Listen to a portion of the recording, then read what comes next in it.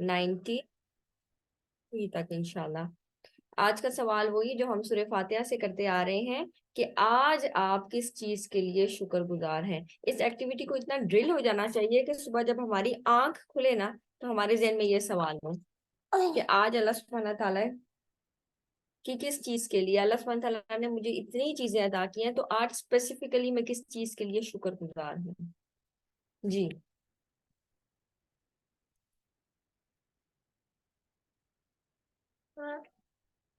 اللہ سبحانہ تعالیٰ نے زندگی کا موقع دیا۔ کئی لوگ ہیں جو ہمارے ساتھ کے ہوتے ہیں لیکن پھر اس دنیا میں نہیں ہے۔ اللہ سبحانہ تعالیٰ نے ہمیں مہلت سٹل دی ہوئی ہے، صحت، عافیت، قرآن کا پڑھنا،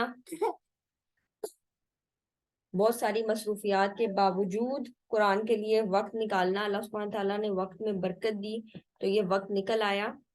دل کو اس طرف مائل کرنا، آج ہم انشاءاللہ دلوں کی اقسام کے متعلق بھی پڑھیں گے، تو دل کا اس طرف راغب ہونا، پرائورٹائز کرنا قرآن کو،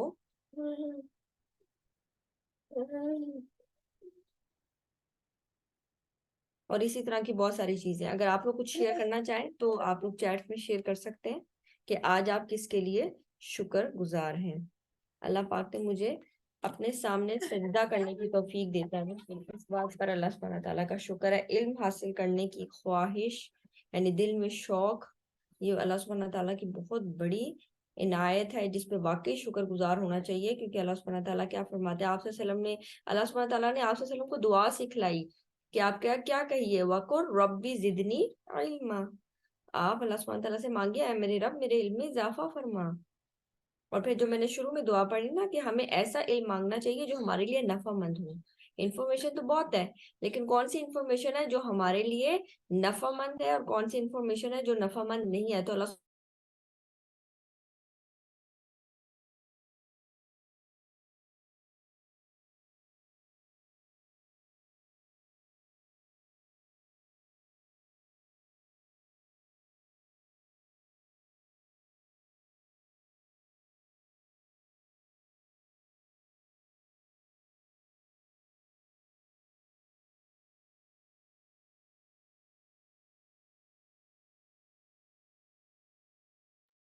استاذہ آپ کی آواز نہیں آ رہی۔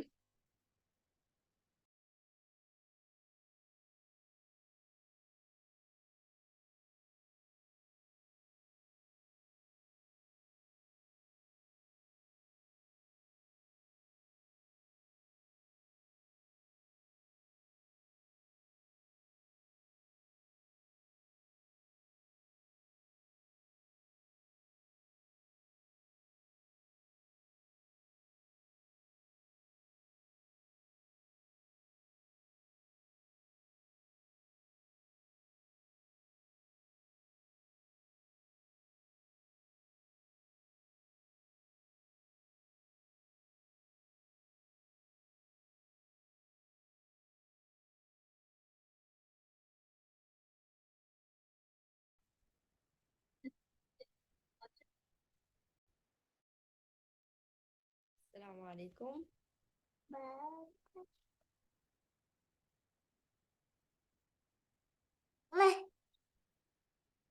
اب آواز آ رہی ہے؟ جی استاذہ الحمدللہ اب آواز آ رہی۔ چلے اب ہم لنک کر لیتے ہیں اس آیت کو پچھلی آیتوں کے ساتھ۔ آپ کو یاد ہوگا کہ پیچھے ایک قصہ بیان ہوا تھا جس میں ایک شخص کو قتل کر دیا گیا تھا اور بنی اسرائیل کے جو ڈیفرنٹ گروپس ہیں وہ ایک دوسرے کے اوپر ڈال رہے تھے کہ اس نے مارا ہے اور فلاں نے مارا ہے۔ اور پھر جب وہ اپنا جو کیس ہے وہ حضرت موسیٰ علیہ السلام کے پاس لے کر آتے ہیں تو موسیٰ علیہ السلام ان کو کیا فرماتے ہیں کہ اللہ سبحانہ تعالیٰ یہ فرماتا ہے کہ تم ایک گائے ذبح کرو۔ تو آگے جب وہ یہ کہہ رہے ہیں، وہ یہ نہیں کہہ رہے کہ اچھا تو یہ معاملہ چلو ایک گائے ذبح کرو، وہ کہتے ہیں اللہ سبحانہ تعالیٰ یہ فرماتا ہے کہ تم ایک گائے ذبح کرو۔ اللہ سبحانہ تعالیٰ کو بیچ میں رکھ کے وہ یہ بات کر رہے ہیں، اور پھر وہ آگے سے کیا کہتے ہیں، کیا تم ہمارے ساتھ مذاق کر رہے ہو؟ آپ سوچو اس وقت موسیٰ علیہ السلام کے غصے کی کیا حالت ہوگی کہ وہ اللہ سبحانہ تعالیٰ کی بات ان کو بتا رہے ہیں اور وہ آگے سے کہتے ہیں کیا تم ہم سے مذاق کر رہے ہو؟ یعنی وہ اس چیز کو کہہ رہے تھے، یعنی وہ کھلے عام اس چیز کا اقرار کر رہے تھے کہ تمہیں پتہ بھی ہے کہ گائے سے ہماری کتنی دلی وابستگی ہے اور اس کے باوجود تم ہمیں کہتے ہو ہم گائے ذبح کرتے ہیں، اس چیز کو چھوڑ دیں۔ یہ تو بڑی مذاق کی بات ہے۔ یعنی تم یہ یعنی ایک شخص اتنا ایڈکٹڈ ہے موبائل کے ساتھ، آپ اسے کہتے ہیں سب سے پہلا کام تو تم یہ کرو کہ تم ذرا موبائل چھوڑ دو، تو وہ آگے سے آپ کو یہی رسپانس دے سکتا ہے کہ تم مذاق کر رہے ہو، یعنی تمہیں پتا بھی ہے میں اس چیز سے ایڈکٹڈ ہوں۔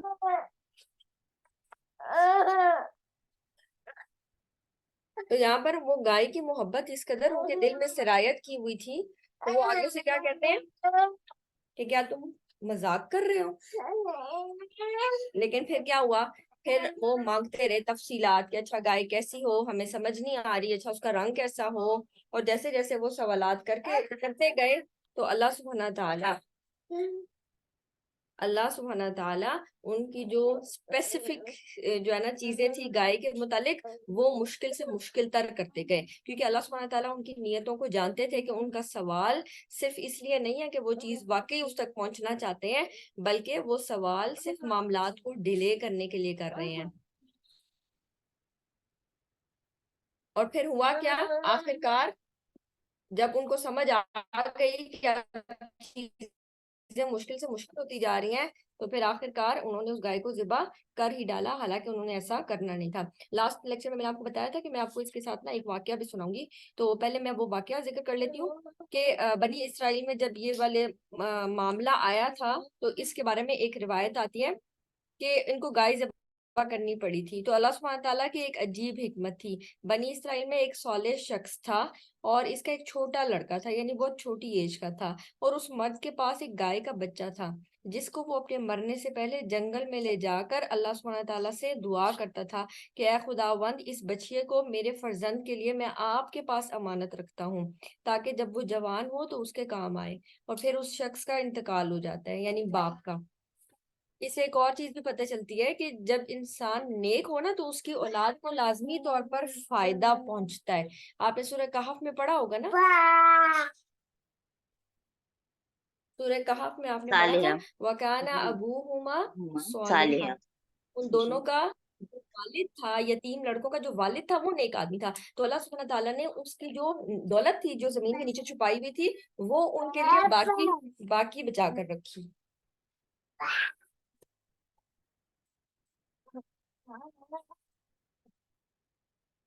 تو یہاں پر اب دیکھیں یہ شخص بھی دعا کر رہا ہے کہ اے اللہ میرے بعد یہ میرا بچہ چھوٹا ہے، وہ ابھی اس کی کیئر نہیں کر سکتا، لیکن یہ میں آپ کے پاس امانت رکھتا ہوں۔ اب وہ کیا تھا، وہ جو بچہ تھا گائے کا وہ جنگل میں چرا کرتا تھا اور اللہ سبحانہ تعالیٰ کی حفاظت میں ہی اس کی پرورش ہوتی رہی۔ جب وہ لڑکا جوان ہوا تو بہت نیک نکلا، والدین کا خدمت گزار اور انتہائی فرما بردار تھا۔ ظاہر اس کی والدہ ہی تھی تو والدہ کے بہت زیادہ خدمت گزار تھا۔ رات کے 3 حصے کر کے ایک میں سوتا، دوسرے حصے میں نماز پڑھتا اور تیسرے حصے میں اپنی والدہ کے سرہانے بیٹھ جاتا اور سویرے جنگل سے لکڑیاں لا کر بازار میں فروخت کرتا اور اس کی قیمت کے 3 حصے کر کے ایک حصہ اللہ کی راہ میں دیتا، ایک حصہ والدہ کو دیتا اور ایک میں سے خود کھاتا، یعنی اس نے بڑا بیلنس طریقے سے رکھا ہوا تھا۔ ایک دن اس کی والدہ نے کہا بیٹا تیرے باپ تیرے لیے ایک گائے میراث میں چھوڑ گیا ہے اور وہ فلاں جنگل میں سپرد خدا ہے، تو جا اور یہ کہہ کر آواز دے کہ اے ابراہیم اور اسماعیل کے معبود وہ گائے عنایت فرما دیجئے، یعنی اللہ تعالیٰ سے دعا کرو کہ اللہ سبحانہ تعالیٰ تمہیں اس گائے کو ڈھونڈنے میں مدد کر دے۔ اس گائے کی علامت یہ ہے کہ وہ خوبصورت زرد رنگ کی سنہری گائے ہے، کیونکہ بچپن میں وہ ان کے پاس تھی تو اس لیے شاید اس کو علم تھا۔ وہ جوان اپنی والدہ کے حکم پر پہنچا اور اسے چرتے دیکھا اور والدہ کی بتائی ہوئی علامتیں اس میں پائیں، اور جس طرح والدہ نے پکارنے کو کہا تھا وہ گائے بحکم الہی دوڑ کر اس کے سامنے چلی آئی۔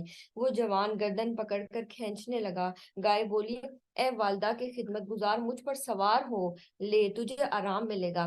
تو اس کی والدہ نے حکم دیا تھا کہ تم نے اس پر سوار نہیں ہونا بلکہ اس کو گردن سے پکڑ کے لانا ہے، تو وہ کہنے لگا میری والدہ کا یہی حکم ہے کہ گردن سے پکڑ کر لانا، سوار نہ ہونا۔ سنہری گائے بولی اے جوان تو میرے کہنے سے اگر سوار ہو جاتا پھر میں ہرگز تیرے قابو میں نہ آتی، تیری ماں کی فرما برداری کے سبب کا وہ مرتبہ ہے کہ اگر تو پہاڑ کو بھی حکم دے تو وہ تیرے ساتھ چلنے لگے، یعنی تو اتنا فرما بردار ہے تو تمہارا یعنی اس قدر اللہ سبحانہ تعالیٰ نے تمہارا مرتبہ رکھا ہوا ہے۔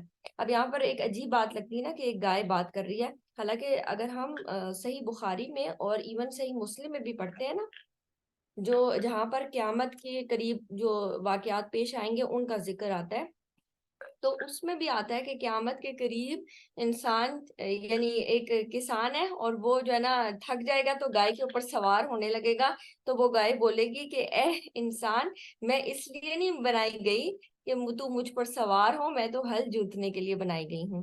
اور اسی طرح ایک اور بھی آتا ہے نا، دابت الارض نکلے گا، لوگوں سے بات کرے گا۔ اسی طرح ایک بھیڑیا آئے گا جو کہ چرواہے کی بکریاں لینا چاہے گا، اور پھر وہ کیا کرے گا، وہ اس وقت اس کو بچا لے گا تو وہ آگے سے غصہ کرے گا اور بولے گا آج تو تم نے اس کو بچا لیا، اس دن کون بچائے گا، یعنی جب قیامت کے قریب ہوگا تو اس دن کون بچائے گا جب کسی کو کسی کی فکر نہیں ہوگی۔ تو یہاں پر جانوروں کا بات کرنا ہمیں صحیح احادیث سے بھی ثابت شدہ ہے، یعنی وہاں سے بھی ہمیں پتہ چلتا ہے کہ جانور بھی بات کریں گے۔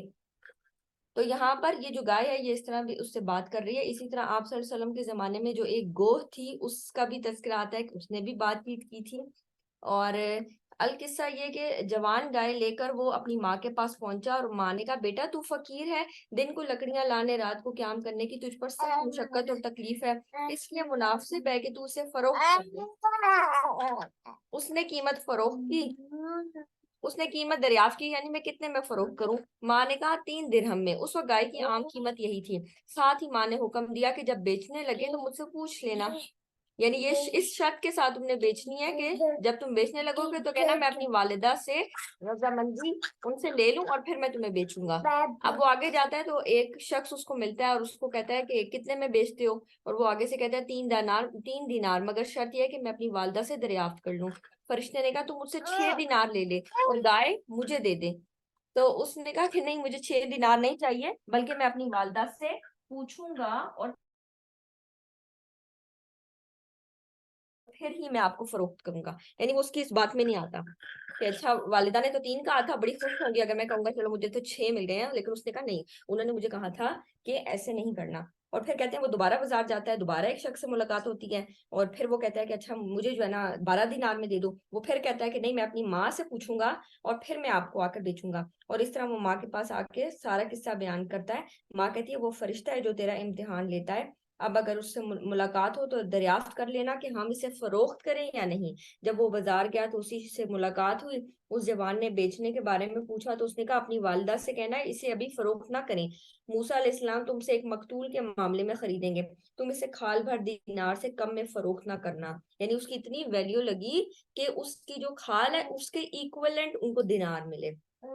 اس طرح اللہ سبحانہ تعالیٰ نے یعنی وہ جو گائے تھی نہ ہل جوتتی تھی نہ وہ پانی دیتی تھی، اور وہ جنگل میں کیونکہ چری ہوئی تھی، پھر خوبصورت بہت تھی، زرد رنگ کی تھی، اور یعنی اللہ سبحانہ تعالیٰ نے ان کو اسی گائے سے، یعنی وہی گائے ان کے لیے ڈھونڈنی کتنی مشکل ہو گئی، اور اسی گائے سے اس والی فیملی کو کتنا نفع پہنچا۔ یعنی چیز ایک ہی ہے لیکن ایک کے لیے مشکل چیز تھی اور دوسرے کے لیے اللہ سبحانہ تعالیٰ نے آسانی فرما دی۔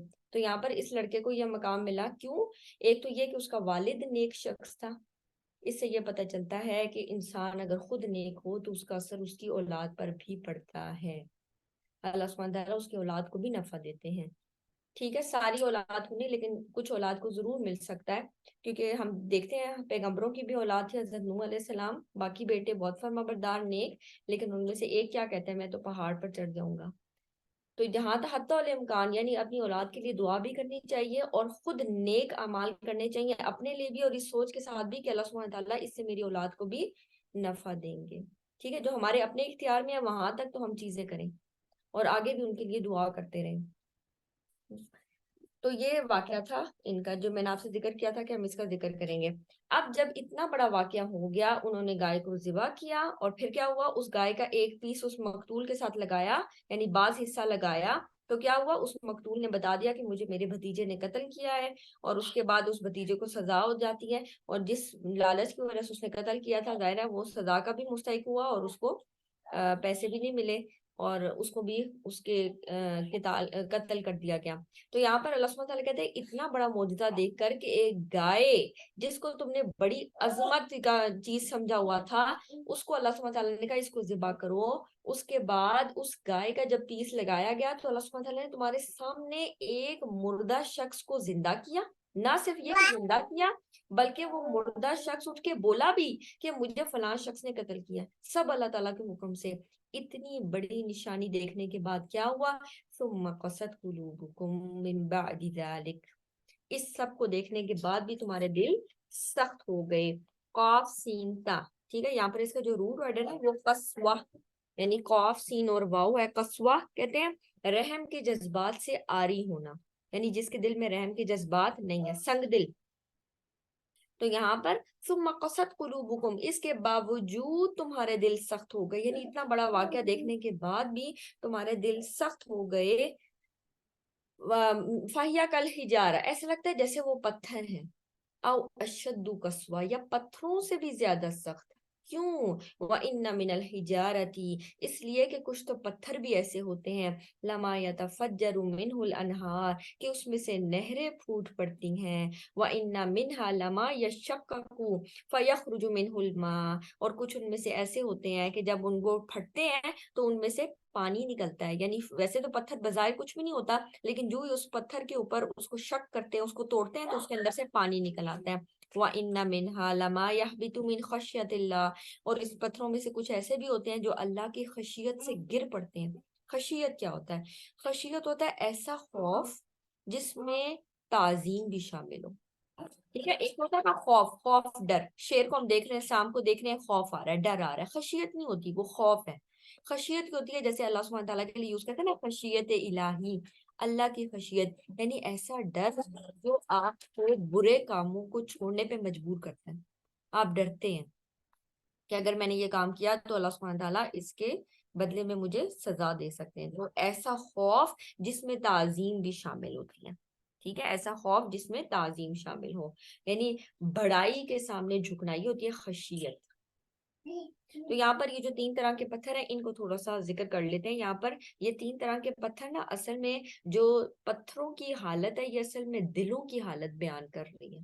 اللہ سبحانہ تعالیٰ کہتے ہیں کچھ دل تو ایسے ہوتے ہیں، کچھ پتھر تو ایسے ہوتے ہیں کہ جو ہی لما یتفجر منہ الانہار، بس دین کی بات ان تک پہنچتی ہے اور اتنا زیادہ ان میں چینج آتا ہے کہ نہروں کی نہریں بہنے لگتی ہیں۔ اور آپ دیکھتے ہیں کہ جب نہر بہتی ہے تو کیا وہ صرف اسی جگہ کو فائدہ دیتی ہے جہاں پر وہ بہ رہی ہوتی ہے، یا ارد گرد آپ دیکھیں چرند پرند اس سے فائدہ اٹھاتے ہیں، جس جگہ سے نہر کا پانی گزرتا ہے وہ اس جگہ کو کیا کر لیتا ہے، یعنی سیرابی میں ہیلپ کرتا ہے، دور تک اس کا افیکٹ جاتا ہے۔ اسی طرح کچھ دل جب ان کے اندر اسلام اور ایمان انٹر ہوتا ہے تو کیا ہوتا ہے، وہ اپنے آپ کو بھی فائدہ دیتے ہیں اور دوسروں کو بھی واسٹ یعنی جگہ پر فائدہ دیتے ہیں، بہت بڑے پیمانے پر دوسروں کو بھی فائدہ دیتے ہیں۔ یعنی فوراً آپ نے دیکھا ہوگا بہت سارے لوگ ہیں مسلمان ہوتے ہیں اور اپنی دعویٰ آرگنائزیشنز میں والنٹیئر کرتے ہیں، بہت سارے لوگوں کو ڈور ٹو ڈور جا کر دین کا پیغام پہنچاتے ہیں، بہت ساری ایسی ایکٹیویٹیز میں انوالو ہوتے ہیں جہاں پر وہ لوگوں کے لیے جو ڈفرینٹ فوڈ اور اس طرح کی چیزوں کا بندوبست کرتے ہیں اور پھر لوگوں تک اچھے طریقے سے اسلام کی بات پہنچاتے ہیں۔ یعنی ان لوگوں کا فائدہ، یعنی ایک عام شخص اتنا فائدہ نہیں دے رہا تھا جتنا وہ شخص کی جو اسلام کی بات پہنچی تو نہر کی طرح سپر فائدہ مند ہو گیا۔ وَإِنَّ مِنْهَا لَمَا يَشَّقَّقُ، اور کچھ لوگ ایسے ہوتے ہیں کہ جب تک شک یعنی اوپر دراڑ نہ پڑے تب تک فائدہ نہیں حاصل ہوتا، ہاں لیکن جب دراڑ پڑ جاتی ہے پھر اس میں سے پانی نکلتا ہے، ویسے پانی نہیں نکلتا۔ آپ نے ایکسپیرینس کیا ہوگا، بورنگ کرواتے ہیں تو کیا ہوتا ہے، نیچے کہتے ہیں پتھر آ گیا، اب جب اس پتھر کو توڑا جاتا ہے تو کہتے ہیں ہاں جی اب پانی آ گیا ہے۔ فَيَخْرُجُ مِنْهُ الْمَاءُ، تو جب تک اس کو شک نہیں پڑتی، ضرب نہیں لگتی ہے تو کیا نہیں ہوتا، اس میں سے پانی نہیں نکلتا۔ یہ ایسے شخص کا حال ہے جو اپنی ریگولر زندگی گزار رہا ہوتا ہے، اس کو کوئی پرواہ نہیں ہوتی کہ ارد گرد کیا ہو رہا ہے، لیکن پھر کوئی بڑا حادثہ پیش آتا ہے یا اس کے اپنے ساتھ یا اس کے ارد گرد۔ آپ نے اکثر دیکھا ہوگا، ابھی میرے ذہن میں ایک شخص آ رہا ہے، میں نے بہت پہلے یعنی شاید 3 یا 4 سال ہو گئے ہوں گے، علی بنات، شاید آپ لوگوں نے نام سنا اس شخص کا، یعنی وہ اپنی لگژریس لائف گزار رہا ہے اور بس اس کے لیے یہ کہ میرے پاس برانڈیڈ جوتے، ہر چیز میرے پاس برانڈیڈ ہونی چاہیے، ایک ملک میں یعنی باہر کے ملک, مجھے اب صحیح یاد نہیں ہے کہ کینیڈا ہے یا آسٹریلیا میں وہ رہتا تھا, اور وہاں پہ بہت زیادہ امیر شخص ہے وہ, اور اس نے بڑی ہر چیز کو جو ہے نا, یعنی بندہ فینٹیسائز کر سکتا ہے کہ اچھا اتنی زبردست چیزیں, تو اس نے ہر وہ چیز رکھی ہوئی تھی, اور اپنی ہر چیز کی اس کی وارڈروب دیکھیں تو وہ کہتا تھا میں نے ہر چیز بہترین کی ہوئی ہے. لیکن پھر کیا ہوتا ہے, اس کی زندگی میں ایک حادثہ ہوتا ہے, اور وہ کیا کہ اس کو یہ پتا چلتا ہے کہ اچھا بھلا وہ تھا کھاتا پیتا, اچانک سے اس کو 4th اسٹیج کینسر ڈائگنوز ہوتا ہے, اور اس کو بتایا جاتا ہے کہ اس کے پاس بہت کم ٹائم ہے. تو ایک دم سے وہ چینج ہوتا ہے, وہ اپنی ساری دولت کو کیا کرتا ہے کہ میں اس کو ایک آرگنائزیشن میں دیتا ہوں, اور پھر وہ اس سے اور لوگوں کے پاس جاتا ہے, ان کی ہیلپ آؤٹ کرتا ہے, ایسی ویڈیوز بناتا ہے جس میں وہ لوگوں کو کہتا ہے کہ اس زندگی کا فائدہ اٹھا لو, یہ زندگی ہمیں مہلت ملی ہوئی ہے. اور جتنے دن وہ رہا اس نے, یعنی وہ کہتا ہے قرآن کے بغیر اب میرا دن نہیں گزرتا, یعنی وہ ہر روز قرآن پڑھنا. اور آپ سوچیں کہ جب اس کی ڈیتھ ہو رہی تھی, کیونکہ وہ تھراپی ہوتی تھی تو اس میں بھی بہت زیادہ اس کی بری حالت ہوتی تھی, تو جب ڈاکٹرز نے بتایا کہ اب تو تمہاری موت کافی قریب لگ رہی ہے, اب چیزیں اندر بہت زیادہ ڈیمیج ہو چکی تھی, تو جب وہ فوت بھی ہو رہا تھا نا, تو ڈاکٹرز نے اس کو ریکارڈ کیا تو وہ سورہ انفال کی آیات پڑھ رہا تھا. ایسی موت اللہ سبحانہ تعالیٰ نے اس کو نصیب فرمائی. تو کوئی نہ کوئی حادثہ بظاہر دیکھنے میں کتنی وہ لگتی ہے نا کہ کینسر ہو گیا, اور لیکن وہ کینسر اس کے لیے کس چیز کا باعث بنا کہ اس کی پوری زندگی بدل گئی, اور ایسی زندگی بدلی کہ اللہ سبحانہ تعالیٰ نے, یعنی دیکھیں آپ, اس کے آخری کلمات قرآن کی آیات تھی, اور یہ ایسے ہی شخص کو نصیب ہو سکتا ہے نا جس کے لیے اللہ سبحانہ تعالیٰ مقرر کرے اس چیز کو, کیونکہ وہ وقت بڑا سخت ہے. تو یہاں پر وَإِنَّ مِنْهَا لَمَا يَشَقُّ, ایک بڑا حادثہ پیش آیا, بظاہر انسان کا دل دکھتا ہے واقعی میں, لیکن وہ حادثہ اس کے لیے اس کی جو اصل زندگی تھی نا اس میں اس کو یقیناً کامیاب کر گیا ہوگا. اسی طرح کچھ لوگ بڑے بڑے حادثے پیش آتے ہیں پھر وہ بدلتے ہیں, یعنی کچھ پرسنالٹیز ہوتی ہیں ذرا سی ان کو آپ اچھی بات بتاتے ہیں ایک دم سے ان کے اندر چینج آتا ہے, اور ایک دم سے. اس کے لیے وہ مثال دیا کرتے ہیں جیسے ابو بکر صدیق رضی اللہ عنہ, آپ صلی اللہ علیہ وسلم نے ان تک پیغام پہنچایا اور فوراً انہوں نے کہا کہ آپ نے فرمایا, فوراً اس کو قبول کیا اور لوگوں میں پھیلانے لگے ہر نیکی کی بات. سب سے پہلے آپ کو یاد ہوگا آپ صلی اللہ علیہ وسلم جب مسجد میں تشریف فرماتے پوچھتے ہیں آج روزہ کس نے رکھا, تو کہتے ہیں میں نے.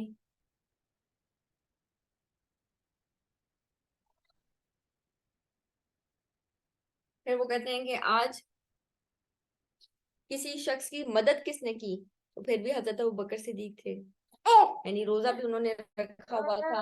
اور پھر اللہ سبحانہ تعالیٰ کے راستے میں صدقہ بھی پوچھا گیا کہ کس نے کیا, تو کہتے ہیں میں نے. کسی شخص کی مدد کی تو وہ بھی حضرت ابوبکر صدیق تھے. یعنی نیکیوں میں بھرپور طریقے سے پارٹیسپیٹ کرنا, اور خود بھی خیر والا بننا اور دوسروں کو بھی خیر پہنچانا. لیکن اس کے برعکس ایک اور پرسنالٹی ہم دیکھتے ہیں کہ حضرت حمزہ رضی اللہ عنہ, حضرت عمر رضی اللہ عنہ شروع میں کیا ہے, ایک ایسی پرسنالٹی ہے جو کہ مصروف ہے اپنے دیگر کاموں میں. حضرت عمر رضی اللہ عنہ سن بھی رہے تھے, ایک آدھ دفعہ سنا بھی قرآن, تھوڑا سا ہلے بھی, لیکن اس کے باوجود ابھی تک انہوں نے قبول نہیں کیا تھا. لیکن پھر اچانک کیا ہوتا ہے, اپنی بہن کے پاس جاتے ہیں, اور آپ نے وہ قصہ سنا ہوگا جب ان کو پتہ چلتا ہے اور غصہ آتا ہے, اور غصے میں اپنی بہن کو مارتے ہیں. لیکن جب بہن کا خون دیکھتے ہیں تو ایک دم سے دل بیٹھتا ہے, اچھا بتاؤ تم کیا کر رہے تھے, پھر شرمندگی ہوتی ہے. تو ایک حادثہ رونما ہوا جس کے بعد وہ چینج ہو گئے. ابھی بھی ایک اسپیکر ہے, مجھے یاد ہے عدنان رشید غالباً ان کا نام ہے, وہ اپنا واقعہ بیان کرتے ہیں کہ میں بہت شرارتی ہوتا تھا اسکول میں, اور بہت زیادہ ایسے ایسے کام کیے کہ میں سمجھتا ہوں کہ وہ نہیں ہونے چاہیے تھے. اور وہ کہتے ہیں کہ اس وقت ایسی ایج ہوتی ہے کہ سمجھ نہیں آتی ہے, اور کہتے ہیں کہ بہت زیادہ اوٹ پٹانگ قسم کے ہم نے کام کیے. اور ان میں ایک کام وہ یہ بھی بتاتے ہیں کہ میں نے لائبریری کی بکس کو بھی نقصان پہنچایا, ہم دوستوں نے مل کر ہم نے یہ پلان کیا ہوا تھا. اور پھر کہتے ہیں کہ ہم نے پلان یہ کیا ہوا تھا, اور وہ کہتے ہیں فارچونیٹلی اس وقت وہ کہتے ہیں مجھے بڑا افسوس ہوا, میں تم لوگوں کے ساتھ شامل نہیں ہوا. بعد میں کہتے ہیں مجھے خوشی تھی کہ میں اس پلان میں فزیکلی شامل نہیں ہو سکا تھا کیونکہ میں بیمار ہو گیا تھا. بہرحال وہ کہتے ہیں کہ میں بہت شرارتی تھا. اور پھر اس کے بعد کہتے ہیں میرے دادا ابو کی جب ڈیتھ ہوئی اور میں نے ان کو قبر میں اتارا, یہ وہ دن تھا کہ میرا دل بدلا. اور آج آپ دیکھتے ہیں کہ ہسٹری کے اعتبار سے بہت اچھے اسپیکر ہیں, وہ بہت زبردست نریٹ کرتے ہیں. تو وَإِنَّ مِنْهَا لَمَا يَشَّكَّكُ، تو کچھ لوگوں کی زندگی میں نا کوئی بڑا حادثہ رونما ہوتا ہے، پھر ان کا دل بدلتا ہے، فَيَخْرُجُ مِنْهُ الْمَاءُ، پھر اس میں سے پانی نکلتا ہے، وَإِنَّ مِنْهَا، اور کچھ تو ایسے ہیں لَمَا يَهْبِطُ مِنْ خَشْيَةِ اللَّهِ، کچھ پتھر ایسے ہوتے ہیں اللہ سبحانہ تعالیٰ کی خشیت سے گر پڑتے ہیں۔ یہاں پر انسان کو یہ نہیں سوچنا چاہیے کہ اچھا پتھر ہے تو وہ تو ایک نان لیونگ تھنگ چیز ہے، اس کے اندر تو کوئی لائف نہیں ہے۔ اللہ سبحانہ تعالیٰ ہی سورہ حشر میں کیا فرماتے ہیں، لو انزلنا هذا القرآن على جبل لرأيته خاشعا متصدعا من خشیة اللہ، کہ اگر اللہ سبحانہ تعالیٰ قرآن کسی پہاڑ پر نازل کرتے تو وہ گر پڑتا اللہ کی خشیت سے۔ یہاں پر ان میں بھی تسبیح ہے، یہ بھی کام کرتے ہیں، یہ بھی بولتے ہیں۔ جیسے آپ کو وہ یاد ہوگی حضرت آپ صلی اللہ علیہ وسلم نے جب منبر بنوایا تھا مسجد نبوی کے لیے، تو وہ جو پودا تھا وہ رونا شروع ہو گیا تھا، وہ جو درخت کا تنا تھا، کھجور کے درخت کا تنا، وہ رونا شروع ہو گیا تھا، اور اس کی ہچکیوں کی جو آواز ہے وہ صحابہ نے بھی سنی تھی۔ تو یہاں پر ان میں بھی احساس موجود ہے۔ اللہ سبحانہ تعالیٰ کہتے ہیں یہ ایسے لوگ ہیں کہ ان کے دل اتنے بڑے معجزے دیکھنے کے باوجود سخت ہو گئے ہیں، ان کو سمجھ ہی نہیں آتی۔ اس کی نا ایک اور تعبیر بھی میں آپ کو بتا دیتی ہوں۔ اس کی ایک اور تعبیر یہ کی جاتی ہے کہ جو فرسٹ والی کیٹیگری ہے، یعنی یہ اس سے مراد، یعنی جو پانی ہے نا یہاں پر، اس سے مراد ہے ایمان۔ یعنی جب ان لوگوں کو اسلام کی دعوت دی جاتی ہے تو وہ ایسے ہو جاتے ہیں کہ ایمان سے بھر جاتے ہیں، ایمان سے بھر جاتے ہیں۔ سیکنڈ کیٹیگری وَإِنَّ مِنْهَا، شروع میں تو نہیں اتنے ایکٹیولی پارٹیسپیٹ کر رہے ہوتے، لیکن پھر اچانک سے کوئی ایسی چیز ہوتی ہے جس کی وجہ سے پھر ان کے اندر بھی ایمان آ جاتا ہے، اور پھر وہ دوسروں کے لیے خیر کا باعث بن جاتے ہیں۔ اور تیسری کیٹیگری کیا ہوتی ہے، یہاں پر دیکھیں پانی کا ذکر نہیں ہے، صرف پہاڑ پتھر کا ذکر ہے۔ وَإِنَّ مِنْهَا، یعنی پتھروں میں سے کوئی ہے، پتھروں میں سے کوئی ہے جو کہ اللہ کی خشیت سے گر پڑتا ہے۔ یہاں پر دیکھیں پانی کا ذکر نہیں ہے، پانی کا ذکر نہیں ہے، تو اس میں علماء فرماتے ہیں کہ یہاں پر ایمان کا تذکرہ نہیں ہے، اسلام کا تذکرہ ہے۔ جیسے ایک اور سورت میں آتا ہے نا کہ تم لوگ یہ نہ کہو کہ ہم ایمان لائے، ولیکن قولوا اسلمنا، بلکہ یہ کہو کہ ہم اسلام لائے، ایمان تو ابھی تمہارے دلوں میں داخل ہی نہیں ہوا۔ تو یہاں پر یعنی دعوے نہ کرو کہ ہم ایمان لائے، ہم مومن ہیں، بلکہ ابھی تم اسلام لائے ہو، ابھی ایمان تمہارے دلوں میں آنا باقی ہے۔ یعنی یہ والی بھی ایک سٹیٹ ہوتی ہے۔ ایک وہ سٹیٹ خوب فائدہ مند، سیکنڈ وہ سٹیٹ شروع میں جو اتنے ایکٹیو نہیں تھے، بعد میں جب اسلام لے آتے ہیں یا ایمان لے آتے ہیں تو بہت زیادہ ایکٹیولی پارٹیسپیٹ کرتے ہیں دعوی ایکٹیویٹیز میں، دوسروں تک چیزیں پہنچانے میں۔ اور تیسری کیٹیگری ہے بس ابھی اسٹرگل کر رہی ہے، لیکن پھر بھی ایک اسٹرگل ہے موجود، اسلام لے آئے ہیں لیکن ایمان کے اوپر اسٹرگل کر رہی ہیں۔ تو اللہ سبحانہ تعالیٰ کہتے ہیں اس میں تو یہ بھی کیٹیگری ہے، یعنی پتھروں کی بھی کئی قسمیں ہیں۔ وَمَا اللَّهُ بِغَافِلٍ عَمَّا تَعْمَلُونَ، اللہ سبحانہ تعالیٰ بالکل بھی غافل نہیں ہے اس چیز سے جو تم کرتے ہو۔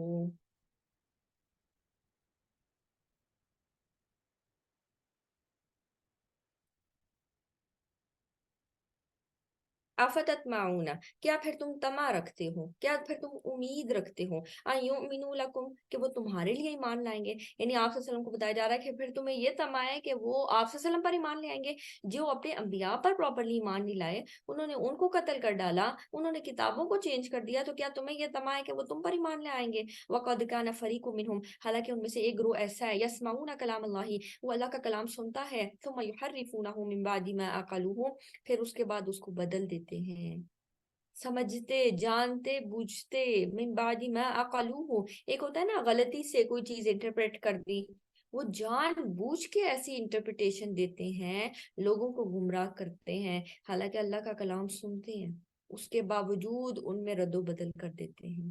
وَهُمْ يَعْلَمُونَ، اور وہ جانتے ہیں، وہ جانتے بوجھتے یہ کام کر رہے ہوتے ہیں۔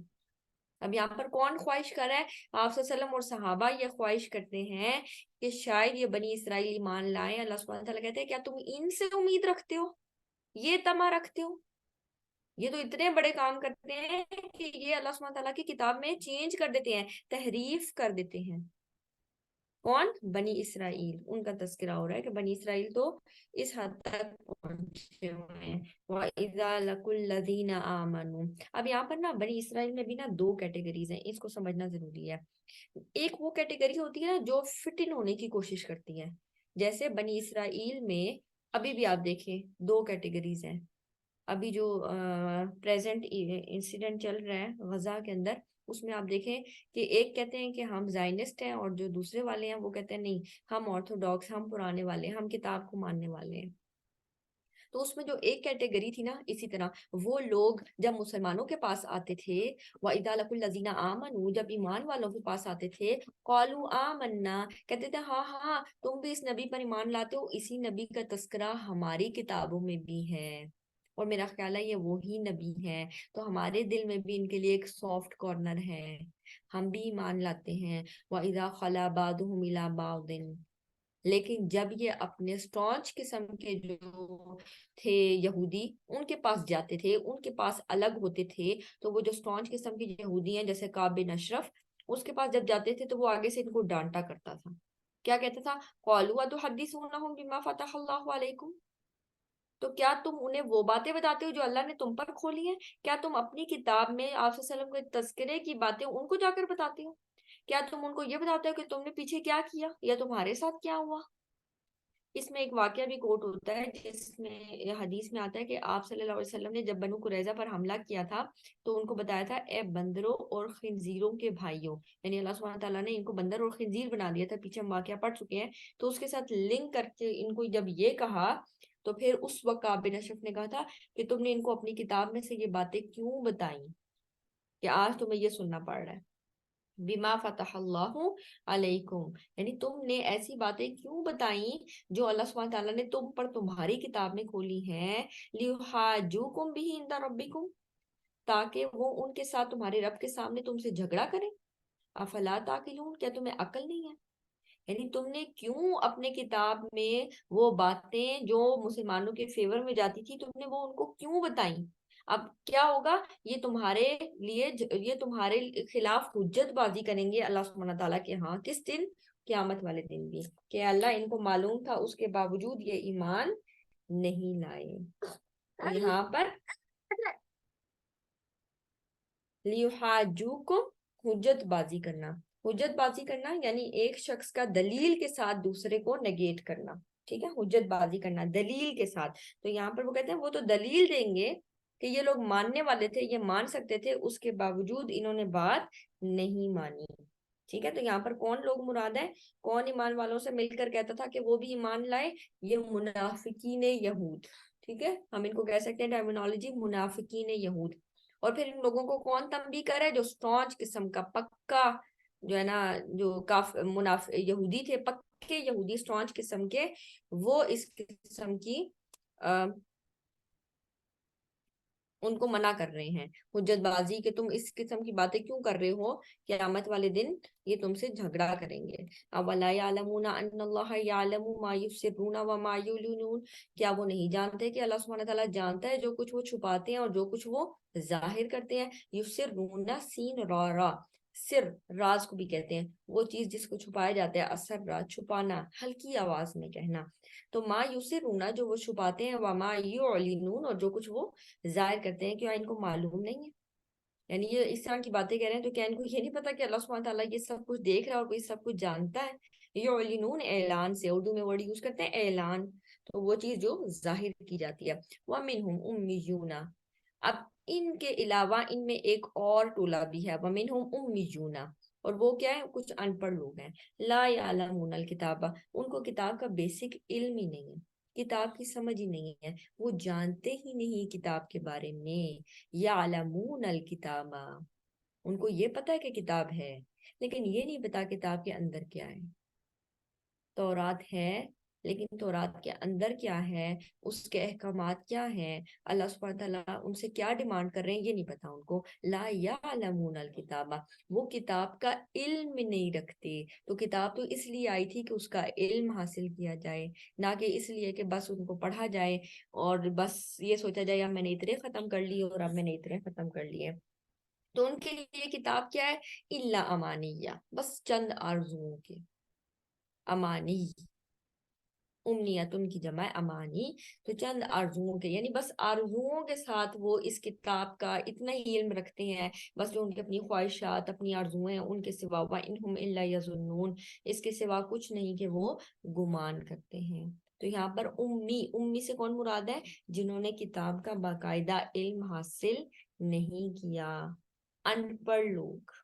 आप वसल्लम के लिए भी वर्ड आता है ना उम्मी, तुम में उम्मी रसूल उतारे, यानी उन्होंने बाकायदा किसी जगह से इल्म हासिल नहीं किया।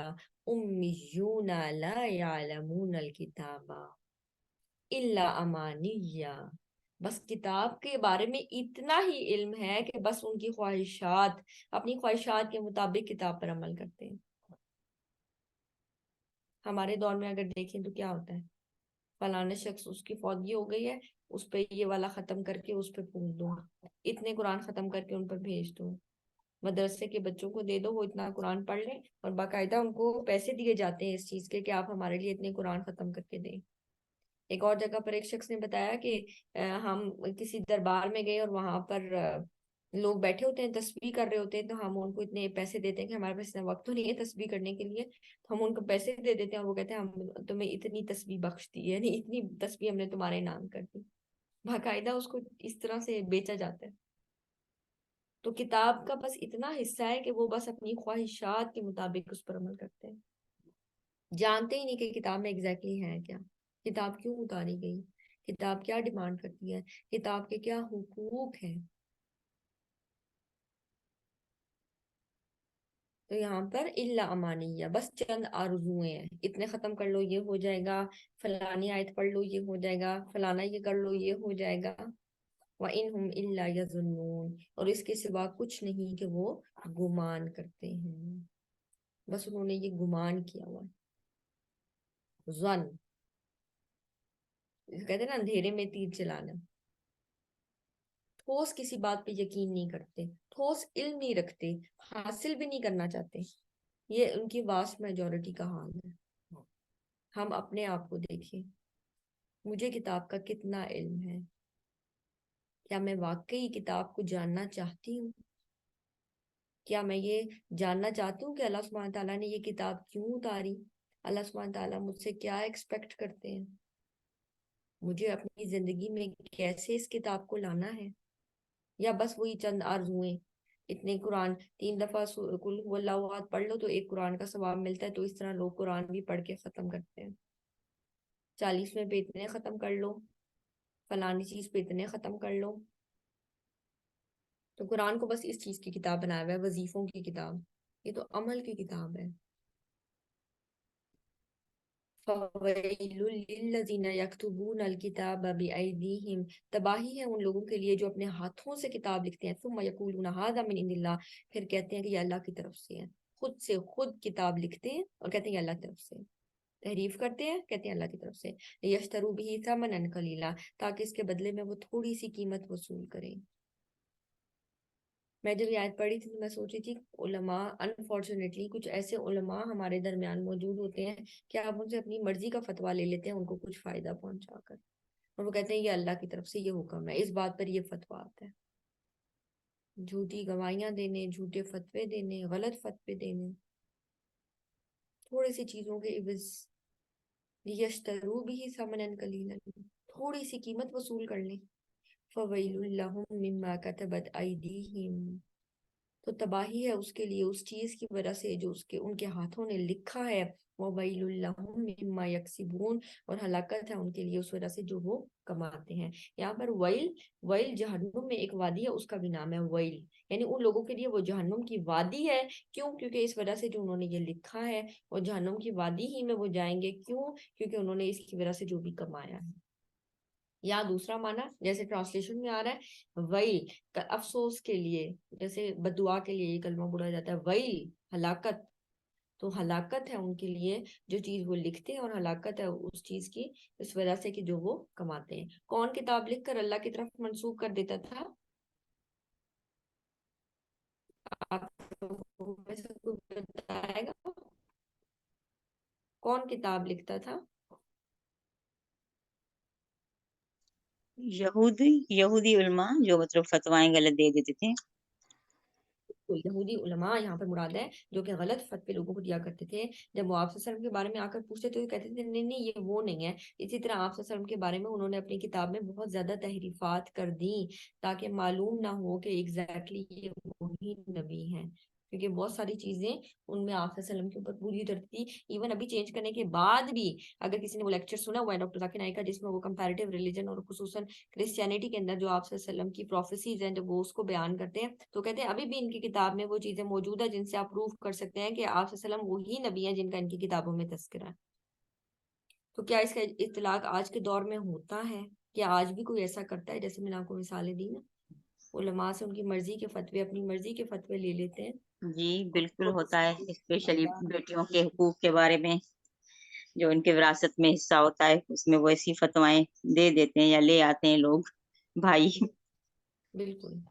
تو یہ بہت انفارچونیٹ ہے اور یہ کوئی ہلکی چیز نہیں ہے. اور پھر وہ کیا کہتے ہیں اتنے بڑے بڑے گناہ کرنے کے بعد کہتے ہیں وَقَالُوا لَن تَمَسَّنَا النَّارُ إِلَّا أَيَّامًا مَّعْدُودَةً، انہوں نے ہمیں جہنم کی آگ نہیں چھوئے گی مگر گنتی کے چند دن. اللہ سبحانہ وتعالیٰ کہتے ہیں ان سے پوچھو قل کہہ دو اتخذتم عند اللہ عہدا، کیا تم نے اللہ سے کوئی عہد لے رکھا ہے؟ کیا تم نے اللہ سبحانہ تعالیٰ سے کوئی پرومس کیا ہوا ہے؟ کوئی تمہارا ایگریمنٹ سائن ہوا ہے اللہ سبحانہ تعالیٰ سے؟ فَلَن يُخْلِفَ اللَّهُ وَعْدَهُ، کہ اللہ سبحانہ تعالیٰ اس ایگریمنٹ کی خلاف ورزی نہیں کرے گا. ام تقولون علی اللہ ما لا تعلمون، یا تم اللہ پر ایسی بات کہہ رہے ہو جو تم جانتے نہیں ہو، تم جھوٹی بات اللہ سبحانہ تعالیٰ سے منسوب کر رہے ہو. تو یہاں پر یہ کون ہے جو کہہ رہے ہیں؟ یہودی علماء. یعنی وہ یہ کہتے ہیں کہ تمہیں جہنم کی آگ یا ہمیں جہنم کی آگ بالکل نہیں چھوئے گی مگر گنتی کے چند دن. کیوں یہ کہہ رہے تھے؟ کیونکہ ان کا یہ زوم تھا کہ ہم تو موسیٰ علیہ السلام کی شریعت یعنی ہم تو ان کو فالو کرتے ہیں، ہم تو موسیٰ علیہ السلام کے پیروکار ہیں، ہم تو چوزن ونس ہیں، ہم تو اللہ سبحانہ تعالیٰ کے پسندیدہ. اللہ سبحانہ تعالیٰ نے ہمیں فضیلت دی، بالکل دی تھی. قرآن میں تذکرہ آتا ہے، ہم پیچھے پڑھ چکے ہیں. اللہ سبحانہ تعالیٰ فرماتے ہیں کہ اے بنی اسرائیل ہم نے تمہیں فضیلت دی تھی.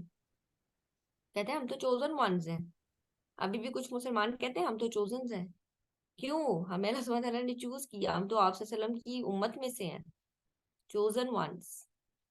ہمارے ساتھ بھی یہ ہوگا جتنے مرضی گناہ کر لو آخر میں ہم نے جنت میں ہی جانا ہے.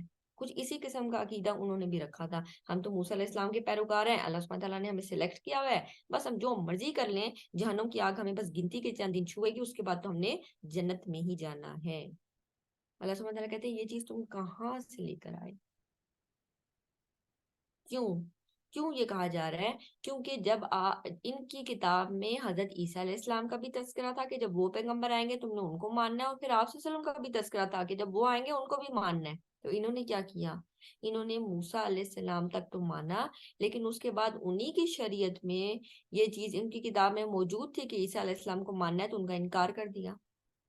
جب اس کا انکار کیا تو اپنی کتاب سے انحراف کر گئے، منہ پھیر گئے، اور پھر آپ صلی اللہ علیہ وسلم کو بھی نہیں مانا تو دوبارہ یعنی وہ ایک انکار کیا کفر پر کفر، اور سمجھتے یہ ہیں کہ ہم ابھی بھی مسلمان ہیں.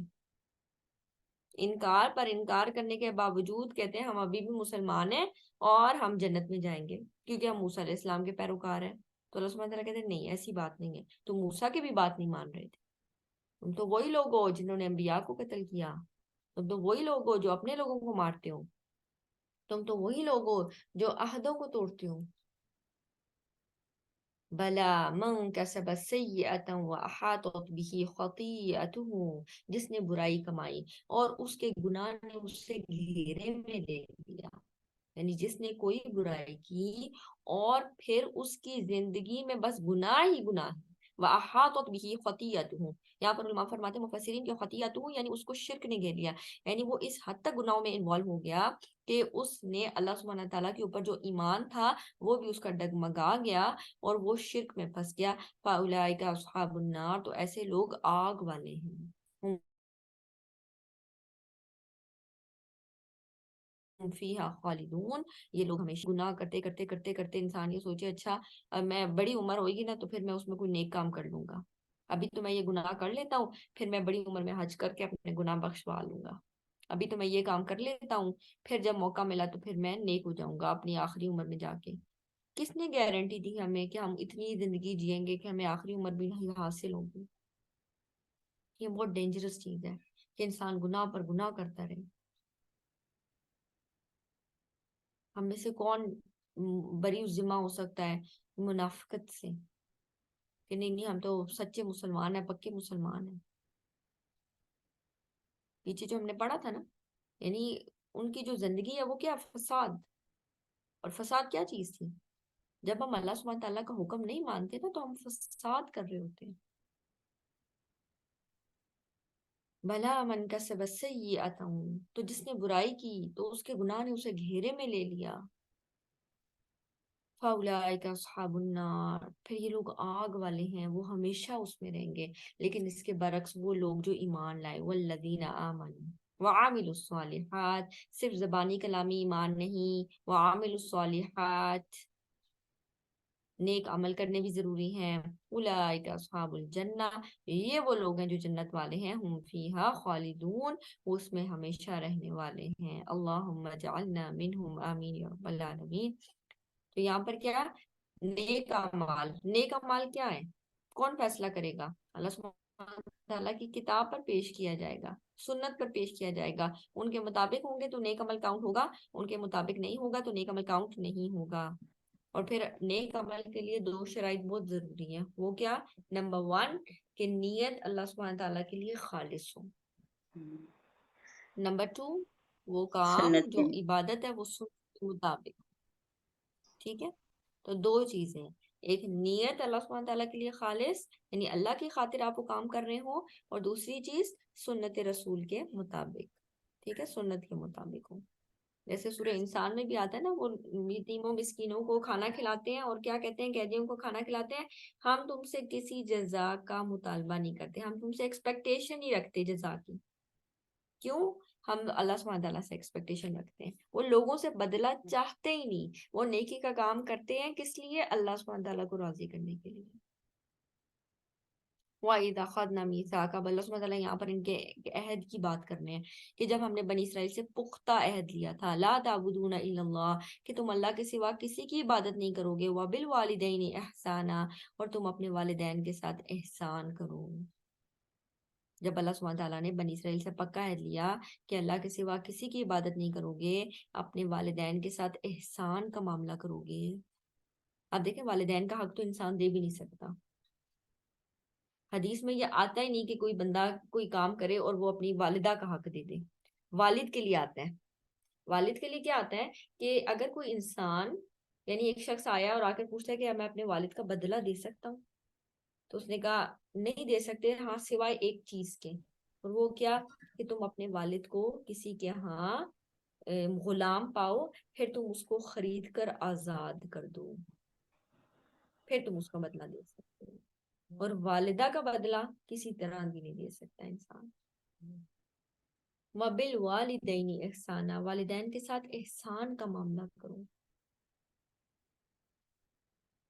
جو قیامت کے بارے میں جو حدیث جس کو کہتے ہیں نا, وہ حدیث جبریل, اس میں جو قیامت کی نشانیاں آتی ہیں, اس میں ایک نشانی یہ بھی ہے کہ لونڈی اپنا آقا جنے گی. لونڈی اپنا آقا جنے گی. تو اس کی نا ڈفرینٹ انٹرپریٹیشنز ہیں. اس میں ایک جو تفسیر ہے وہ یہ بھی آتی ہے, یعنی لونڈی اپنا آقا جنے گی, یعنی ایک شخص ہے وہ ایک ایسی عورت سے شادی کرے گا جو کہ اس کی غلام تھی, اور پھر جو وہ بچہ ہوتا ہے ظاہر ہے وہ آزاد ہوتا ہے. تو ایک اس کی ڈائریکٹ انٹرپریٹیشن یہ, اور دوسری چیز لونڈی اپنا آقا جنے گی, یعنی جو ماں ہے وہ ایسی اولاد جنے گی جو بڑے ہو کر والدین پر حکم چلائے گی. وہ چاہے گی کہ اچھا میرے والدین وہ کام کریں جو میں چاہتی ہوں یا میں چاہتا ہوں. حکم چلانا, غصہ کرنا. والدین جب آپ کے غصے سے ڈر رہے ہیں, اس کا مطلب ہے آپ حکم چلا رہے ہیں. وَبِالْوَالِدَيْنِ إِحْسَانًا, تو والدین کے ساتھ احسان کا معاملہ. وَذِي الْقُرْبَى, اور رشتہ داروں کے ساتھ. وَالْيَتَامَى, اور یتیموں کے ساتھ. وَالْمَسَاكِينَ, اور مسکینوں کے ساتھ احسان کا معاملہ. اور پھر کیا؟ وَقُولُوا لِلنَّاسِ حُسْنًا, لوگوں سے اچھی بات کہو. جب بھی لوگوں سے کلام کرو اچھی طرح کلام کرو. یہاں پر دیکھیں موسیٰ علیہ السلام فرعون کے پاس جا رہے ہیں, اور اللہ سبحانہ تعالیٰ ان کو کیا گائیڈ کر کے بھیج رہے ہیں؟ وَقُولُوا لَيِّنًا، تم ان کے ساتھ نرمی سے بات کرنا. فرعون جیسے بندے کے ساتھ نرمی سے جا کے بات کرنا. ہم کہتے ہیں نہیں فلانا تو ہے ہی بدعتی، اس کے ساتھ تو ایسی جواب دینا چاہیے، اس کے ساتھ تو ایسی ہی بات کرنی چاہیے. اور آپ دیکھتے ہیں بہت سارے معاملات کیسے خراب ہوتے ہیں کہ بات ٹھیک ہوتی ہے لیکن طریقہ کار غلط ہوتا ہے. بات کا طریقہ بہت میٹر کرتا ہے. آپ دیکھیں وہی بات گھر والے کہہ رہے ہوتے ہیں تو وہ بچہ سننے کو نہیں دے رہا ہوتا، اور وہی بات اگر اس کا دوست کہے گا تو کہے گا ہاں یار بات تو ٹھیک ہے. کیوں؟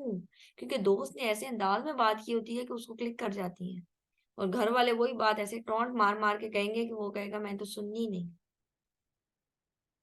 تو بات کرنے کا طریقہ کار بہت میٹر کرتا ہے. اس لیے اللہ سبحانہ تعالیٰ سے حکمت مانگنی چاہیے کہ اللہ سبحانہ تعالیٰ ہمیں بات کرنے کا طریقہ بھی سکھا دیں. وَقُولُوا لِلنَّاسِ حُسْنًا، لوگوں سے اچھے طریقے سے بات کروں، اچھی بات کروں.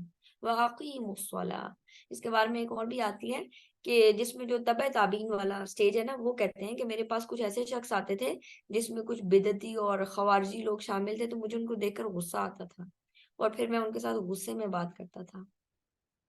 یعنی مجھے غصہ آتا تھا کہ یہ بدعتی لوگ اور یہ خوارجی لوگ میرے پاس آ گئے ہیں. تو وہ فرماتے ہیں کہ مجھے غصہ آتا تھا.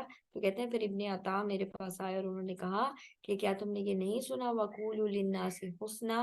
یہاں پر اللہ نے یہ نہیں کہا وَقُولُوا لِلْمُسْلِمِ حُسْنًا، مسلمانوں سے اچھے طریقے سے پیش آؤ. یہاں پر تو اللہ تعالیٰ کہتے ہیں لوگوں سے اچھے طریقے سے پیش آؤ.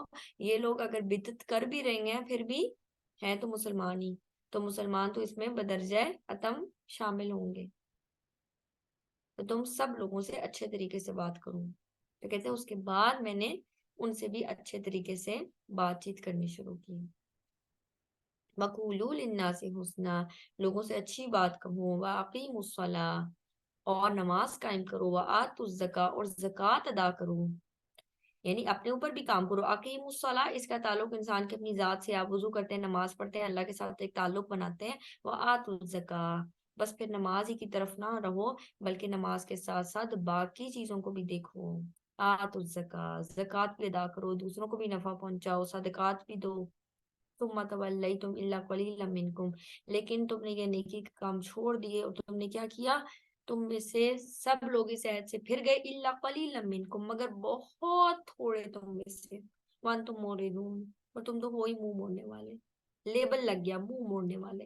پیچھے بھی آپ دیکھیں جب ان کے اوپر کوئی تور اٹھایا گیا اور اس کے بعد کیا کیا؟ اس وقت تو کہا ہاں جی ہم پکڑتے ہیں کتاب، اور جو کوئی تور کو پیچھے کیا تو کیا کہتے ہیں؟ ثم تولیتم، پھر تم منہ موڑ گئے، تم نے عہد توڑ دیا. وَأَنْتُمْ مُورِدُونَ، تم سب منہ موڑنے والے تھے. وَإِذْ أَخَذْنَا مِيثَاقَكُمْ لَا تَسْفِكُونَ دِمَاءَكُمْ، جب ہم نے تم سے پختہ عہد لیا تھا کہ تم اپنوں کا خون نہیں بہاؤ گے، اپنے لوگوں کو قتل نہیں کرو گے. وَلَا تُخْرِجُونَ أَنفُسَكُم مِّن دِيَارِكُمْ، اور اپنے آپ کو اپنے گھروں سے نہیں نکالو گے، یعنی اپنے لوگوں کو گھروں سے نہیں نکالو گے. ثُمَّ أَقْرَرْتُمْ، تم نے اقرار کیا تھا کہ ہاں جی ایسا ہی ہوگا. وَأَنْتُمْ تَشْهَدُونَ، اور تم خود اس پر گواہی دیتے ہو. بنی اسرائیل کو حکم دیا جا رہا ہے کہ وہ آپس میں ایک دوسرے کا خون بہاتے تھے، آپس میں ایک دوسرے کو گھروں سے نکالتے تھے. آج میں یہ آیات سن رہی تھی نا آج اور کل، تو میں ایک ہی چیز پہ، جیسے آپ سب لوگ دیکھ رہے ہوں گے جو آج کل فلسطین میں خصوصاً غزہ میں ہو رہا ہے. آپ دیکھیں مسلم ممالک کا کیا سٹینڈ ہے، وہ کہاں کھڑے ہیں، ان کا کیا پوائنٹ آف ویو ہے. کتنے مسلمان ممالک ہیں جو ان کے ساتھ کھڑے ہیں، اور کتنے مسلمان ممالک ہیں جو اپنے اڈے ان کو دے رہے ہیں کہ آئیے آئیے فلسطین پر حملہ کیجیے. اپنے لوگوں کو مروا رہے ہیں، اپنے لوگوں کا خون بہا رہے ہیں. ایک یا دو کے علاوہ کوئی ان کا ساتھ دینے کو تیار نہیں ہے. ایک طرف سیزنز چل رہے ہیں اور ایک طرف مسلمانوں کا قتل عام ہو رہا ہے، چھوٹے بچوں کا. یعنی دل اتنے سخت ہو گئے کہ احساس ہی ختم ہو گیا. اور ہم کہتے ہیں ہم سے یہ نہیں چھوڑا جاتا اور ہم سے وہ نہیں چھوڑا جاتا.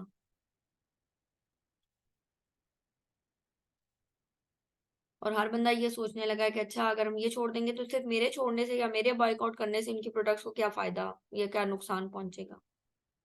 ایک ایک کر کے ہی نقصان پہنچتا ہے. ابھی بھی آپ نے سنا ہوگا کہ جس طرح وہ اس کی رپورٹ دیا انہوں نے کہ 80% ان کی جو سیلز ہیں وہ نیچے آئی ہیں بائیکاٹ کی وجہ سے. اور ابھی یہ بائیکاٹ کوئی نیشنل لیول پہ نہیں ہوا کہ آپ کو حکومت کی طرف سے آیا ہو کہ ہاں جی آپ بائیکاٹ کریں. لوگ اپنے طور پر کر رہے ہیں لیکن اس کا بھی اثر نظر آ رہا ہے.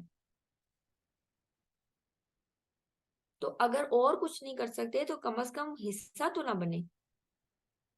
یعنی اتنی تکلیف ہوتی ہے کہ اوپر ان کے جو چیزیں بنی ہوتی ہیں اور پھر اس کا وہ بام سا انہوں نے بنایا ہوا ہے. اکثر آپ لوگوں نے بھی دیکھا ہوگا کہ بام سا بنایا ہوا اور اوپر میکڈونلڈ اور اس طرح کے اسٹار بکس اور جو ان کی چیزیں ہیں وہ اوپر اس کے اوپر بام کے اوپر لکھی ہوئی ہیں اور وہ بام آ کر ایک نیچے بچہ ہے جو فیڈر پی رہا ہے اور اس کے اوپر وہ آ کے بچ رہا ہے. یعنی ہم پروموٹ کر رہے ہیں کہ اچھا ہم آپ کو فائدہ دیں گے آپ کی اس انڈسٹری میں تاکہ آپ مسلمانوں کا قتل عام کریں خصوصاً بچوں کا. وَإِذْ أَخَذْنَا مِيثَاقَكُمْ جب ہم نے تم سے پختہ عہد لیا تھا تم اپنوں کا خون نہیں بہاؤ گے. اگر ہم اس کو دیکھیں تو اس کے پیچھے کیا چیز آتی ہے میں اس آیت کے بعد آپ کو بتاتی ہوں.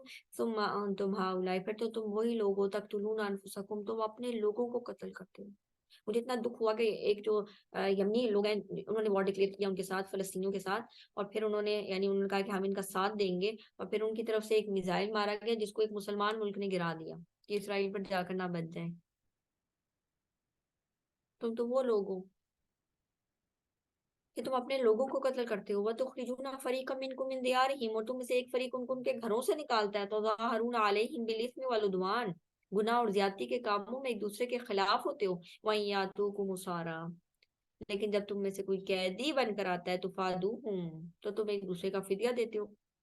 فدیہ دے کر چھڑانے کی بات کرتے ہو. وَهُوَ مُحَرَّمٌ عَلَيْكُمْ إِخْرَاجُهُمْ حالانکہ تم پر فرسٹ لیول پہ ان کے ساتھ معاملات کرنا یعنی حرام تھا تمہارے اوپر ان کا نکالنا ہی. اور میں اس چیز کو نا ایسے لے رہی تھی کہ جیسے مسلمان ممالک یعنی زیادہ سے زیادہ جو کوئی ملک کر رہا ہے وہ کیا کر رہا ہے کہ اچھا ان کی چیزوں کا بائیکاٹ کرتے ہیں اور ان تک ایڈز پہنچا رہے ہیں. اچھا یہ چیزیں پہنچ جائیں ان کو ریفیوجی کیمپس پہنچا دیں ان کو ہاسپٹل پہنچا دیں ان کو یہ چیزیں کر دیں. کچھ تو یہ بھی نہیں کر رہے لیکن ان کو اتنی چیزیں پہنچانے کے پیچھے آپ جو معاملات طے کر رہے تھے آپ نے اتنی ایڈ اتنی آپ نے امداد وہاں پہنچا دی. اس امداد کے علاوہ آپ نے یعنی اپنے آپ کو سکون دینے کے لیے کہ ہم کسی نہ کسی طرح فلسطین کے ساتھ بھی کھڑے ہیں لیکن بظاہر جو کام آپ کر سکتے تھے آپ کے اوپر تو ان کی حفاظت کرنا بھی تھا. ایک مسلمان کی جو دوسرے مسلمان کے لیے ایسی فیلنگ ہوتی ہے جیسے ایک جسم تمام مسلمان ایک جسم کی مانند ہے. ایک کسی کو تکلیف ہوتی ہے پورا جسم اس تکلیف میں جاتا ہے. تو یہاں پر دوسرے معاملات بھی چل رہے ہیں اور جب وہ ان کو نقصان پہنچاتے ہیں تو ان کے لیے ایڈز اور یہ چیزیں بھی پہنچائی جاتی ہیں. وہ بھی چند ایک طرف ان کے ساتھ معاملات اور ایک طرف یہ اپنے آپ کو تسلی دینے کے لیے. افتؤمنون ببعض الکتاب وتکفرون ببعض کیا تم کتاب کے بعض حصے کو مانتے ہو اور بعض کا کفر کرتے ہو. فما جزاء من يفعل ذلك منکم تو کیا جزا ہے اس کام کی تمہارے لیے الا خزي فی الحیات الدنیا مگر یہ کہ رسوائی ہے دنیا کی زندگی میں. ویوم القیامت یردون الی اشد العذاب اور قیامت کے دن وہ لوٹائے جائیں گے اس سے زیادہ یعنی شدید عذاب کی طرف. وَمَا اللَّهُ بِغَافِلٍ عَمَّا تَعْمَلُونَ اللہ تعالیٰ تمہارے کاموں سے بے خبر نہیں ہے غافل نہیں ہے. اب تھا کیا اس کو تھوڑا سا پس منظر دیکھ لیتے ہیں. جو مدینہ تھا نا وہاں پر یہود کے قبیلے رہتے تھے 3 بنو قینقاع بنو قریظہ اور بنو نذیر. ٹھیک ہے اور وہاں پر جو انصار تھے ان کے بھی 2 گروہ رہتے تھے اوس اور خزرج. اب اوس اور خزرج ان کی آپس میں بھرپور لڑائی تھی. اوس اور خزرج یہ مدینہ کے لوگ تھے جو مشرکین تھے یہ آپس میں لڑتے رہتے تھے. اوس کے تعلقات تھے بنو قریظہ کے ساتھ اچھے تعلقات تھے اور بنو قریظہ کون ہے یہودی ہیں. اور جو خزرج والے ہیں ان کے اچھے تعلقات ہیں بنو نذیر کے ساتھ اور بنو قینقاع کے ساتھ. اب جب ان کی اوس اور خزرج کی آپس میں جنگ ہوتی تھی نا تو یہ لوگ ایلائز بن جاتے تھے. بنو قریظہ اوس کے ساتھ مل جاتے تھے اور بنو قینقاع اور بنو نذیر خزرج کے ساتھ مل جاتے تھے. اب جب یہ آپس میں لڑائیاں کرتے تھے تو ادھر سے بنو قریظہ کے بھی بندے آتے ہوں گے یہاں سے بنو قینقاع بنو نذیر کے بھی بندے تھے تو یہودی آپس میں بھی ایک دوسرے کے ساتھ لڑتے تھے اور قتل بھی کرتے تھے. لیکن جب اوس یا خزرج میں تھے انہی لوگوں کے پاس ان کے لوگ پکڑے جاتے تھے ہوسٹیجز بنتے تھے تو وہ جا کر ان کو آزاد بھی کراتے تھے. اس میں یہ سب مل کر پیسے جمع کرتے تھے اور ان کو جا کر آزاد کراتے تھے.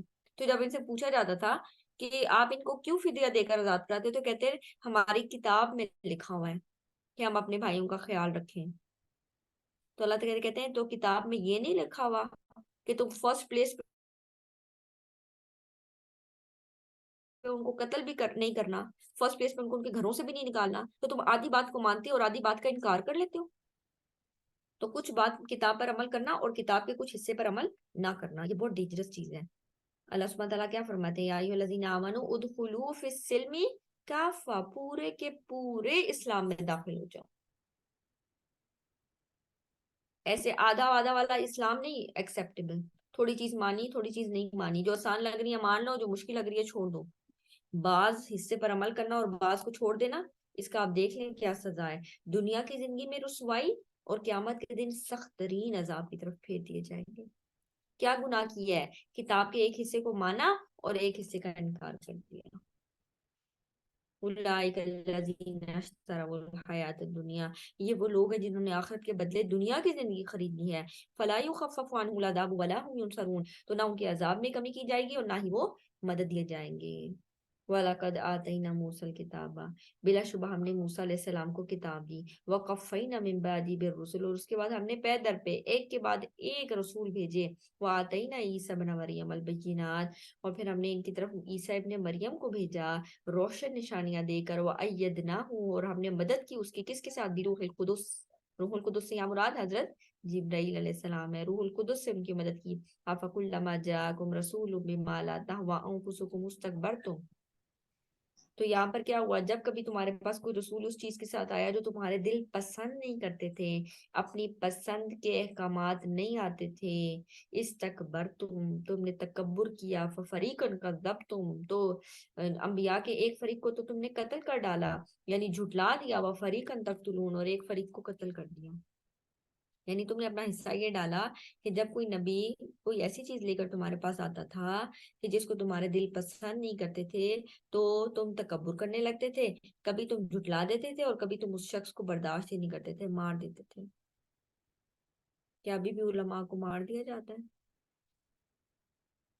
جب ان کی پسند کی چیزیں نہیں آ رہی ہوتی؟ ایک کے بعد ایک شخص کو چن چن کر مار دیا جاتا ہے کیونکہ ان کی فتوے ان کی چیزیں ان کو پسند نہیں آ رہی ہوتی. وَقَالُوا قُلُوبُنَا غُلْفٌ, اور جب ان کو نیکی کی بات کہی جاتی ہے تو کہتے ہیں ہمارے دل پروٹیکٹڈ ہے, ہم اسٹرانگ, ہم پکے کٹر قسم کے مسلمان ہیں. وَقَالُوا قُلُوبُنَا غُلْفٌ, ہمارا دل غلاف میں ہے. اللہ سبحانہ وتعالیٰ کہتے ہیں اللہ تعالیٰ نے ان کے کفر کی وجہ سے ان پر لعنت کی ہے. فَقَلِيلًا مَا يُؤْمِنُونَ, تو یہ کم ایمان لاتے ہیں. یعنی تم ان سے ایکسپیکٹیشن ہی نہ رکھو, انہوں نے جو فرسٹ پلیس پہ انکار کیا اسی وجہ سے اللہ سبحانہ تعالیٰ نے ان کے دل کو سخت کر دیا. وَلَمَّا جَاءَهُمْ كِتَابٌ مِّنْ عِندِ اللَّهِ مُصَدِّقٌ لِّمَا مَعَهُمْ, اور جب اللہ تعالیٰ کی طرف سے ان کے پاس ایک کتاب آ گئی جو اس کی تصدیق کرنے والی ہے جو ان کے پاس ہے. کون سی کتاب آئی؟ یعنی ہمارے پاس اللہ سبحانہ وتعالیٰ کی قرآن آ گیا, اور ان کے پاس ایک کتاب آ گئی تصدیق کرنے والی ہے ان کی جو ان سے پہلے ہے. کون سی, کس چیز کی تصدیق؟ تورات کا, انجیل کا. ہمارے پاس قرآن میں ذکر ہے یستفتحون علی الذین کفروا, اس سے پہلے وہ کیا کرتے تھے, وَكَانُوا مِن قَبْلُ یستفتحون علی الذین کفروا, اس سے پہلے جب جنگیں ہوتی تھی نا, کیونکہ ان کی کتاب میں ذکر تھا کہ ایک نبی آئے گا, تو وہ کہتے تھے کہ ہم ضرور انبیاء پر ایمان, یعنی اس نبی کو مانیں گے, اور دیکھنا جب وہ نبی آئے گا پھر ہم تمہارے ساتھ, یعنی ہم تم پر فتح حاصل کر لیں گے. لیکن جب وہ نبی آیا تو انہوں نے اپنا حصہ کیا نکالا کہ مانا ہی نہیں, انکار کر دیا. فَلَمَّا جَاءَهُم مَا عَرَفُوا كَفَرُوا بِهِ, تو جب وہ نبی آیا تو تم نے کیا کیا, اس کو پہچان لیا لیکن انکار کر دیا. فَلَعْنَةُ اللَّهِ عَلَى الْكَافِرِينَ, تو ایسے کافروں پر اللہ سبحانہ تعالیٰ کی لعنت ہے. ٹھیک ہے, تو پچھلی کتابوں کی تصدیق کرنے سے کیا مراد ہے کہ اللہ سبحانہ تعالیٰ نے یہ نہیں کہ اب ہم ان کتابوں کو بھی مانے کیونکہ قرآن ان کتابوں کی تصدیق کرتا ہے. قرآن ہمیں یہ بتاتا ہے کہ اللہ سبحانہ تعالیٰ نے اس سے پہلے بھی کتابیں اتاری, مختلف انبیاء بھی اتارے, تو ہمارے اوپر اتنا ہی ایمان لانا کافی ہے. یعنی ہم وہ کتابیں اتری, ہاں اس کتابوں میں کیا کانٹینٹ ہے ہم اس کو پڑھیں اور ہم اس کی چیزوں کو فالو کریں, یہ بات نہیں ہے. ٹھیک ہے, تصدیق کرنا, بس ہم ان چیزوں کو مانیں گے کہ اللہ سبحانہ تعالیٰ نے کتابیں اتاری, انبیاء اتارے, لیکن کیونکہ ہمارے پاس جو بک اپنی موجودہ فائنل وہ یہی ہے. اب آپ صلی اللہ علیہ وسلم کی شریعت قابل عمل ہے اور قرآن قابل عمل, بس یہ ایک کتاب ہے جس کو مانا جائے گا. بئس ما اشتروا بہ, کتنی بری ہے, کتنا برا یعنی سودا ہے جو انہوں نے کیا. کیا کیا؟ اشتروا به انفسهم، وہ جس کے بدلے میں انہوں نے اپنے آپ کو بیچ ڈالا، ان یکفروا بما انزل اللہ بغیا ان ینزل اللہ من فضلہ، کہ وہ انکار کر دیں اس کا جو اللہ نے نازل کیا اس ضد کی وجہ سے کہ اللہ سبحانہ تعالیٰ نے اپنا فضل اپنے بندوں میں سے کسی کو عطا کیا. یعنی اگر اللہ سبحانہ تعالیٰ نے بنی اسرائیل میں سے آخری نبی نہیں چنا، بنو اسماعیل میں سے چن لیا، تو انہوں نے اپنا حصہ یہ نکالا کہ سرکشی میں آ کر بغض کی وجہ سے انکار کر دیا. اس وجہ سے کہ اللہ سبحانہ تعالیٰ اپنے فضل میں سے کسی ایک شخص کے اوپر اتار دیا، یعنی ایک شخص کو چن لیا. فباؤ بغضب علی غضب، پھر وہ غضب پر غضب لے کر لوٹے. وللکافرین عذاب مہین، اور کافروں کے لیے تو توہین آمیز عذاب ہے.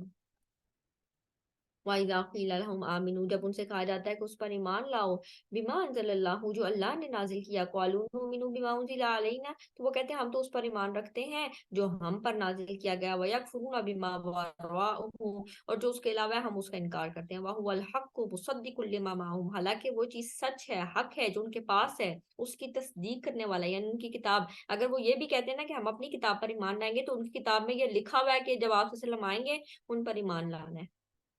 تو تمہاری کتاب میں تو لکھا ہوا ہے، اس کا مطلب ہے تم اپنی کتاب پر بھی ایمان نہیں لا رہے. کل فالما تک تم، اللہ تعالیٰ کہتے ہیں اچھا یہ بات ہے کہ تم یہ کہہ رہے ہو بس ہم تو اپنی کتاب پر ایمان لائیں گے، ہم تو ہمارے دل غلاف میں، ہم بڑے پروٹیکٹڈ ہیں، ہم بس اپنی کتاب کو مانتے ہیں تو رات کو، اس کے علاوہ ہم کسی کو نہیں مانیں گے. اللہ تعالیٰ کہتے ہیں اچھا تو پھر تم نے انبیاء کو قتل کیوں کیا تھا اگر تم اتنے ایمان کے دعوے دار ہو؟ کہہ دو اگر تم ایمان لانے والے تھے تو اس سے پہلے انبیاء کو کیوں قتل کرتے تھے؟